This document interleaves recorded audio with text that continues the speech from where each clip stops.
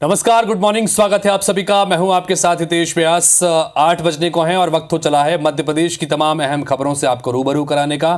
तो चलिए देखते हैं मध्य प्रदेश से जुड़ी खबरें, लेकिन उससे पहले headlines. CM doctor Mohan Yadav का आज महाराष्ट्र दौरा। यवतमाल में बीजेपी कार्यकर्ताओं से मिलेंगे मुख्यमंत्री। शाम 7 बजे से भोपाल सीएम हाउस में लोगों से करेंगे मुलाकात। रामनिवास रावत की शपथ पर सवाल उठाने के बाद निर्वाचन आयोग पहुंची कांग्रेस। समरवाड़ा चुनाव को प्रभावित करने शपथ दिलवाने का आरोप। बीजेपी के खिलाफ आचार संहिता के तहत दर्ज हो एफआईआर, ये मांग की है। एमपी बीजेपी में संगठन की मजबूती पर फोकस। आज से 12 जुलाई तक होगी कार्यों की समीक्षा।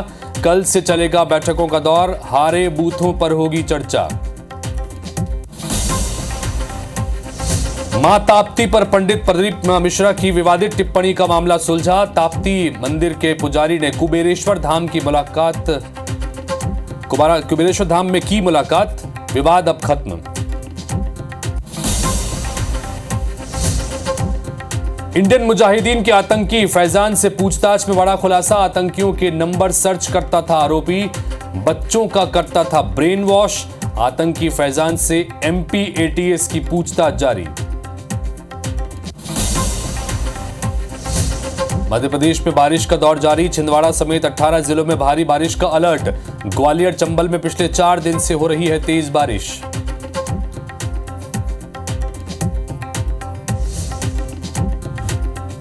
प्रायोजक हैं राजयोग पेंट। खुशियां आपकी, रंग हमारे।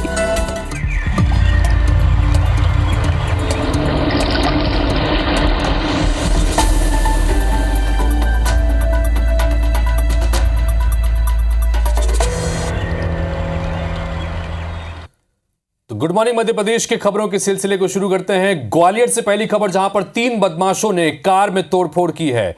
विरोध करने पर बदमाशों ने मारपीट कर दी। कार मालिक और उसकी बेटी के साथ मारपीट की गई है।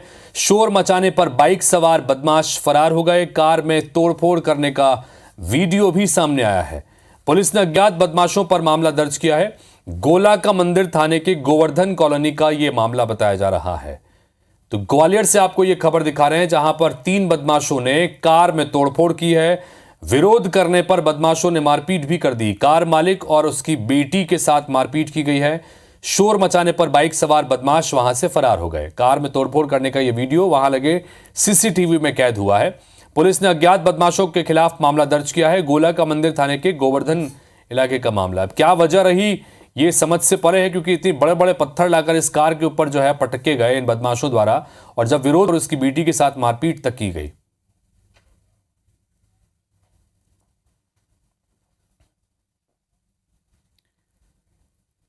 इधर ग्वालियर से ही अगली खबर आपको दिखाते हैं, जहां पर एक युवक ने चचेरे भाई की गोली मारकर हत्या कर दी। रात में राइफल से गोली मारकर हत्या की है। आरोपी लोकेंद्र गुर्जर समेत 3 लोगों पर केस दर्ज किया गया है। थाटीपुर थाना क्षेत्र के दुल्लपुर इलाके की घटना है। फरार आरोपियों की तलाश में फिलहाल पुलिस की टीम जुटी हुई है। नासिर गौरी हमारे साथ, हमारे सहयोगी इस वक्त जुड़ रहे हैं, उनसे बात करते हैं। नासिर, युवक ने चचेरे भाई की गोली मारकर हत्या कर दी है, क्या कुछ कारण है, वजह है, कुछ जानकारी?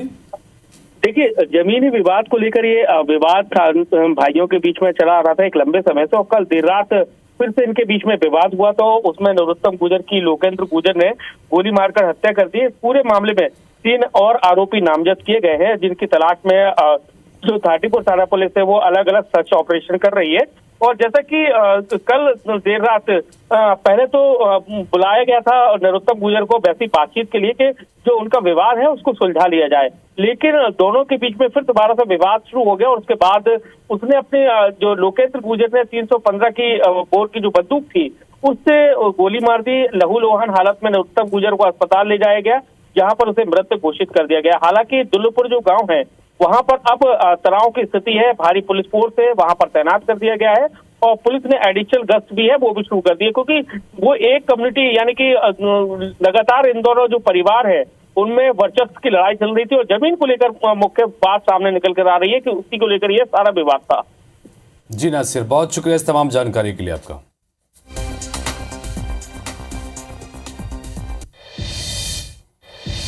अगली खबर खंडवा से, जहां पर चरस के साथ तस्कर गिरफ्तार किए गए हैं। 6 किलो चरस के साथ तस्करों को गिरफ्तार किया गया है। आरोपी से करीब 30 लाख रुपए की चरस जब्त की गई है। बिहार का रहने वाला ही आरोपी मोघट थाने के बस स्टैंड का यह मामला बताया जा रहा है। तो खंडवा से खबर, जहां पर चरस के साथ एक तस्कर को गिरफ्तार किया गया है। 6 किलो चरस इसके पास से चरस बरामद की गई है। आरोपी से करीब 30 लाख रुपए की चरस जब्त की गई है। 30 लाख रुपए की कीमत बताई जा रही है। बड़ी मात्रा में यह चरस बरामद की गई है और 6 किलो के करीब यह चरस थी। इसे गिरफ्तार कर लिया गया है। मोगट थाने के बस स्टैंड के पास से गिरफ्तारी हुई है। खंडवा से एक खबर आपको दिखा रहे हैं।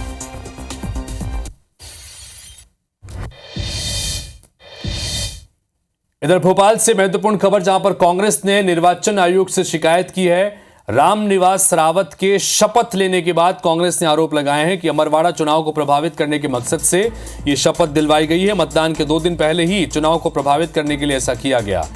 रामनिवास रावत को मंत्रिमंडल में शामिल करने के बाद यह संदेश दिया गया कि कमलेश शाह भी अगर अमरवाड़ा जीतते हैं तो इन्हें भी मंत्रिमंडल में शामिल किया जाएगा। बीजेपी के खिलाफ आचार संहिता के तहत उल्लंघन का मामला दर्ज किया जाए, ये मांग की गई है कांग्रेस पार्टी की तरफ से निर्वाचन आयोग से।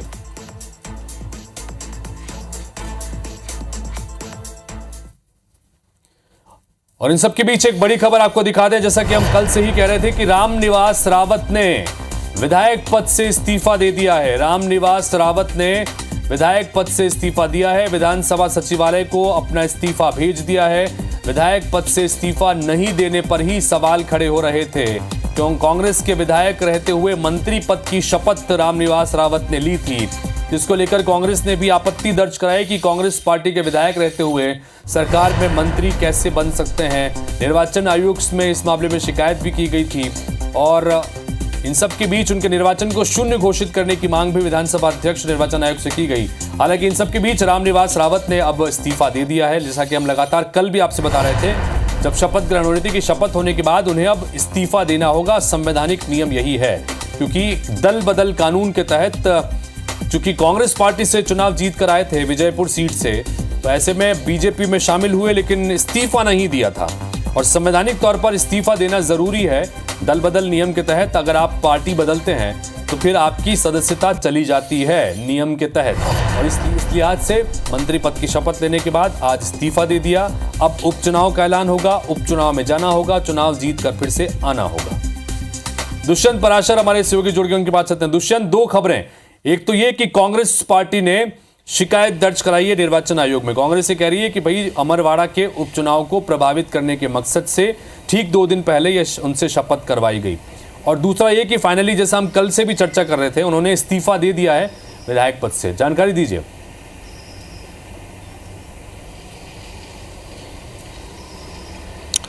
आप बिल्कुल देखिए, रामनिवास रावत ने एक ट्वीट के माध्यम से, एक एक्सपोस्ट के माध्यम से साफ किया है कि उन्होंने जो अपना इस्तीफा था विधायक पद से, वो कुछ दिन पहले ही विधानसभा अध्यक्ष को भेज दिया था, सचिवालय को भेज दिया था। और इसकी जानकारी देते हुए उन्होंने कांग्रेस के जो वरिष्ठ नेता हैं उनके सदैव साथ और कहीं ना कहीं शुभेच्छा बने रहने की कामना भी की है। साथ ही साथ जिस तरीके से लगातार राजनीतिक और सियासी उठापटक इस पूरे शपथ ग्रहण के बाद शुरू हुई है, उसमें कांग्रेस ने एक शिकायत जो है वो निर्वाचन आयोग को की है और साफ तौर पर ये कहा है कि विधानसभा अमरवाड़ा को लेकर जिस तरीके से चुनाव की गतिविधियां लगातार जारी हैं, ऐसे में ऐन मौके पर इस तरीके से रामनिवास रावत को शपथ दिलाना एक सीधे तौर पर संदेश जो है वो जनता को दिया जाना है, क्योंकि इस शपथ ग्रहण से ये प्रयास किया गया है बीजेपी की ओर से, सरकार की ओर से, जनता को ये दिखाने का कि अगर कमलेश शाह बीजेपी के प्रत्याशी अमरवाड़ा से चुनाव जीते हैं तो उनको भी यहाँ पर मंत्री पद की शपथ जो है वो दिलाई जाएगी। तो ऐसे में इस पूरे चुनाव को प्रभावित करने का प्रयास बीजेपी की ओर से, सरकार की ओर से किया जा रहा है और इसी को लेकर आरोप लगाते हुए कांग्रेस के चुनाव कार्य प्रभारी जेपी धनोपिया ने एक पत्र और ज्ञापन के माध्यम से चुनाव आयोग से शिकायत की है। हालांकि चुनाव आयोग की तरफ से अभी फिलहाल कोई भी वक्तव्य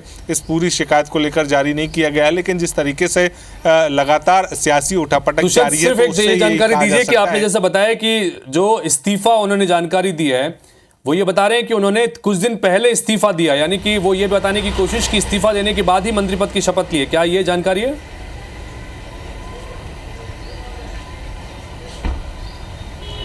बिल्कुल यही जानकारी जिस तरीके से उन्होंने एक्स पोस्ट और सोशल मीडिया के पोस्ट के माध्यम से ये साफ किया है कि जिस तरीके से जो कांग्रेस आरोप लगा रही है कि विधायक कांग्रेस के विधायक रहते हुए उन्होंने मंत्री पद की जो है शपथ ली है, तो उस आधार पर वो उन्होंने जानकारी एक एक्स पोस्ट के माध्यम से दी है कि वो अपना इस्तीफा जो है विधानसभा सचिवालय को कुछ दिन पहले ही भेज चुके हैं, प्रेषित कर चुके हैं। ठीक है दुष्यंत, फिलहाल उनका जो आज देखते हैं कि निर्वाचन आयोग की तरफ से जो शिकायत कांग्रेस पार्टी की तरफ से की गई उस पर क्या कुछ किया जाता है। फिलहाल बहुत शुक्रिया, बने रहिएगा और आगे भी अपडेट लेते रहेंगे। फिलहाल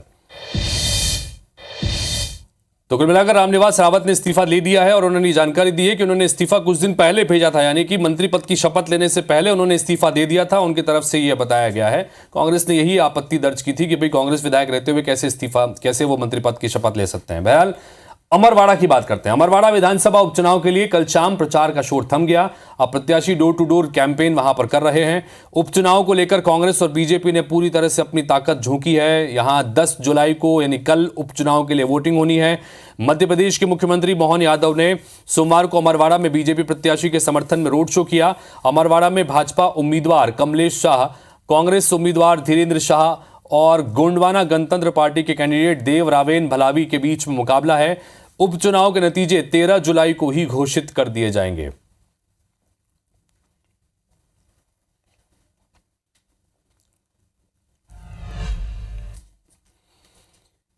इधर मध्य प्रदेश बीजेपी में संगठन की मजबूती पर लगातार फोकस किया जा रहा है। मंडल स्तर तक अब संगठन के कार्यों की समीक्षा होगी। आज से 12 जुलाई तक सभी जिलों की कार्यसमिति आयोजित की जाएगी। 10 से 15 जुलाई तक मंडल स्तर पर बैठकों का दौर चलेगा। विधानसभा और लोकसभा चुनाव में हारे हुए बूथों पर चर्चा होगी। हारे हुए 20% बूथों को जीतने के लिए मंत्र दिया जाएगा। लोकसभा चुनाव और विधानसभा चुनाव में जिन बूथों पर हार का सामना करना पड़ा उन बूथों पर खासतौर पर पार्टी फोकस करते हुए मंडल स्तर पर जाकर समीक्षा करने जा रही है।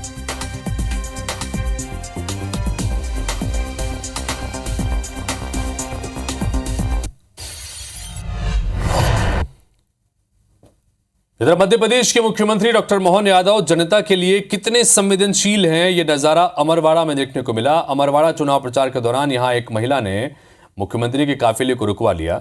मुख्यमंत्री ने संवेदनशीलता दिखाते हुए गाड़ी से उतरकर महिला से बातचीत की। महिला ने बताया कि वो नरसिंहपुर जिले के सुरवारी गांव की रहने वाली है। महिला के पति को जीभ का कैंसर है। महिला अपने पति के इलाज में आर्थिक तंगहाली के दौर से गुजर रही है।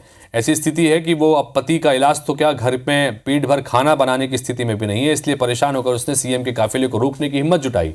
समस्या सुनने के बाद सीएम ने अधिकारियों को बुलाकर तुरंत इलाज कराने के निर्देश दिए और महिला की हर संभव मदद करने का आश्वासन भी दिया। सीएम की इस दरियादिली के लिए महिला ने मुख्यमंत्री का आभार जताया है।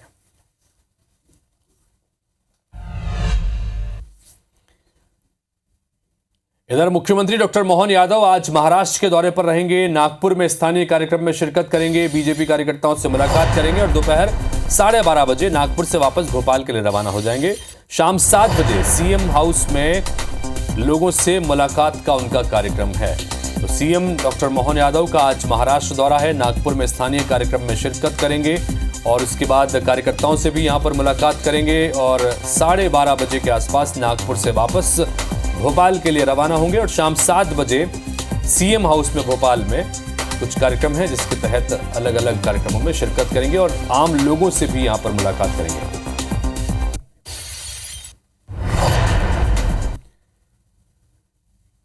लोकसभा अध्यक्ष ओम बिरला का आज इंदौर दौरा है। सुबह 10 बजे इंदौर एयरपोर्ट पहुंच रहे हैं ओम बिरला।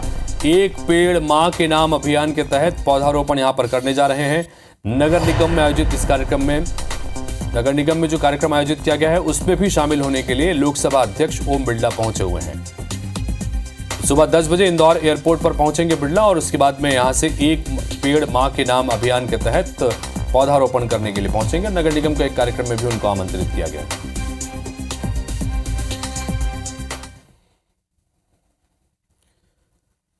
अगली खबर सीहोर से, जहां पर पंडित प्रदीप मिश्रा की विवादित टिप्पणी का मामला अब सुलझ गया है। ऐसा लग रहा है। चूंकि ताप्ती मंदिर के पुजारी कुबेरेश्वर धाम पहुंचे हैं, कथावाचक पंडित प्रदीप मिश्रा की मां ताप्ती पर की गई विवादित टिप्पणी का यह मामला अब सुलझ गया है। पंडित प्रदीप मिश्रा ने मां ताप्ती के बारे में टिप्पणी की थी कि वे कृष्ण पर मोहित हो गई थी, इसलिए इस चलते यमुना ने उन्हें श्राप दे दिया था। और मिश्रा के इस बयान का मुल्ताई में काफी विरोध हो रहा था। माफी मांगने की मांग की जा रही थी, नाक रगड़ कर माफी मांगे ये तक मांग की गई थी। इधर पंडित प्रदीप मिश्रा से मिलने के बाद ताप्ती मंदिर के जो पंडित हैं वो संतुष्ट हैं। उन्होंने कहा कि विवाद अब खत्म हो गया है। शिवाय नमस्तुभ्यम। जय मां ताप्ती। आज मां मुल्ताई के पावन तट से मां ताप्ती की गोद से सभी ब्राह्मणों का आगमन हुआ कुबेरेश्वर धाम पर, और मां ताप्ती के कुछ व्याख्यान को लेकर बातचीतें हुई और हम और आप दोनों ने मिलकर उसका समाधान किया। और बहुत बहुत साधुवाद है मां ताप्ती के जन्मोत्सव की। आप सभी को 13 तारीख को मां ताप्ती जन्मोत्सव में पधारना है। शिवाय नमस्तुभ्यम। जय मां ताप्ती।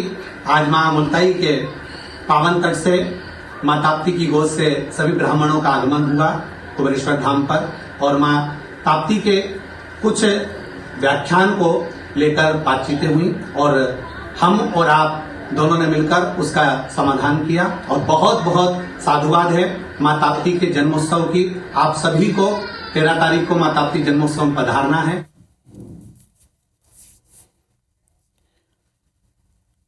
इंडियन मुजाहिदीन के आतंकी फैजान से पूछताछ में कई बड़े खुलासे हुए हैं। फैजान कश्मीर को भारत से अलग करने का तराना गाता था और इस तरह मुस्लिम युवकों को देश के खिलाफ भड़काता था। पूछताछ में पता चला कि फैजान अहले हदीस आइडियोलॉजी को फॉलो करता था। बता दें कि लश्कर तैयबा का संस्थापक हाफिज मोहम्मद सईद भी अहले हदीस आइडियोलॉजी को ही मानता था। MPATS की जांच में भी कई सबूत मिले हैं। आरोपी देश विरोधी गतिविधियों में शामिल रहा है, आतंकियों के नंबर भी सर्च करता था और मोहल्ले के बच्चों का ब्रेन वॉश करके आतंकियों से जुड़े स्लोगन पढ़ाता था। फैजान के मोबाइल में कई अधिकारियों के फैमिली के फोटो भी मिले हैं। जब्त डिवाइस फॉरेंसिक जांच के लिए भेजी गई है।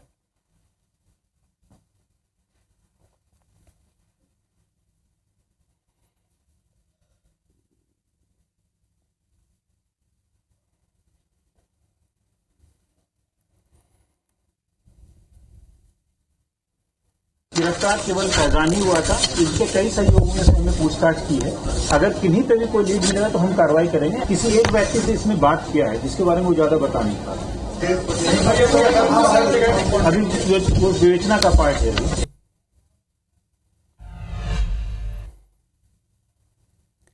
तो जबलपुर में बिल्डर से प्रताड़ित एक व्यापारी ने जहर खा लिया। खिलौनों का व्यापार करने वाले मोहम्मद अफजल अंसारी ने बिल्डर कादिर खान पर 70 लाख रुपयों की धोखाधड़ी का आरोप लगाया है। अपनी आपबीती का वीडियो वायरल करने के बाद व्यापारी ने जहर खा लिया। जहर खाने के बाद व्यापारी को जिला अस्पताल में भर्ती करवाया गया है, जहां उसकी हालत नाजुक है। आरोप है कि व्यापारी ने बिल्डर कादिर खान से 70 लाख रुपयों की एक प्रॉपर्टी खरीदी थी और लेकिन व्यापारी ने उसे प्रॉपर्टी का पोजीशन नहीं दिया। अपने ऊपर हुए कर्ज का हवाला देकर व्यापारी ने बिल्डर पर कार्रवाई की मांग की और आत्महत्या की कोशिश कर ली। मामला गोहलपुर थाना क्षेत्र के 4 खंबा इलाके का है। मैं आज आत्महत्या करने जा रहा हूँ सिर्फ और सिर्फ कादिर खान की वजह से। उसके झूठे आश्वासनों से मैं इतना त्रस्त हो चुका हूँ कि मुझसे बर्दाश्त सेंसिटिव के बाहर हो चुका है। बाजू वाले से ज़मीन सीधी करा के देने का आश्वासन किया लेकिन उससे भी मुकर रहा है। कटनी के बरही तहसील क्षेत्र के केवलारी गांव में उस वक्त हड़कंप की स्थिति निर्मित हो गई जब सीलिंग का हिस्सा क्लास में बैठे बच्चों के ऊपर गिर पड़ा। यह हादसा प्राथमिक शाला भवन सेहरा टोला गांव केवलारी में हुआ है। घटना की खबर मिलते ही प्रशासनिक अमला, डॉक्टर और पुलिसकर्मी मौके पर पहुंचा, जहां लहूलुहान बच्चों को पहले प्राथमिक उपचार किया गया, फिर घायल 4 छात्रों को अस्पताल में भर्ती कराया गया। हादसे के बाद मामले की जांच में प्रशासन जुटा हुआ है।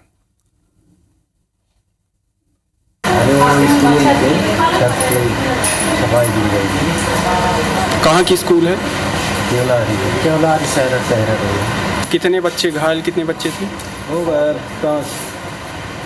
वहाँ पे मौके पे कोई पहुँचा है? प्रशासन जो है वहाँ पे मौके पे कोई नहीं पहुँचा।